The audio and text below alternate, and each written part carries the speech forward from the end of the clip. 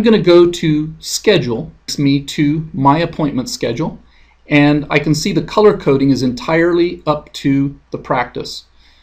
Green perhaps is new patient, red might be an emergency, and I can see the details also as I hover my mouse over these appointments. So very easy to see what each appointment's details are about. We want to make an appointment for a patient who just called in, so I'm going to simply click on the blue bar on the left-hand side, and it pops up a nice appointment dialog.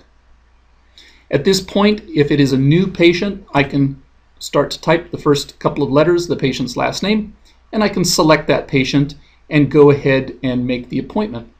Notice I can choose what appointment type. This list is going to be your own defined list, so perhaps an office visit, and it defaults to 15 minutes because that's how long we normally take. But if I'd like to override that, I can do that easily. I also see that it's defaulting to Dr. Gomez because that's who I'm logged in as, and I can change though to a different doctor if I want to. And I can also change to a different location just using the appropriate drop downs. For Sean, we might want to indicate that he's coming in because he's noticed a change in a mole. We put in the reason, and I'm going to hit my schedule button. We'll now see that his appointment appears on the schedule. And when he's ready to come in, we'll be ready to mark him as arrived, and he's showing up as to be seen for today's visit. Alternatively, you might have a new patient that calls in and needs to have an appointment made. Let's say this patient actually is going to come in on Friday. Notice I have a calendar on the left-hand side, allows me to navigate.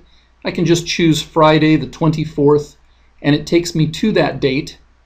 This patient wants to come in at 9:30. I'm going to click on the 9:30 slot. This is a new patient, so in this case, I'm going to click on the Add Patient button in the upper left, and it gives me a nice set of quick registration fields. We have Rachel Carson on the phone. She tells us her date of birth, and of course her gender is female. If we need to put in her marital status, just simply typing the first letter, or we can use the drop down. It's assuming that Dr. Gomez is going to be the main attending doctor.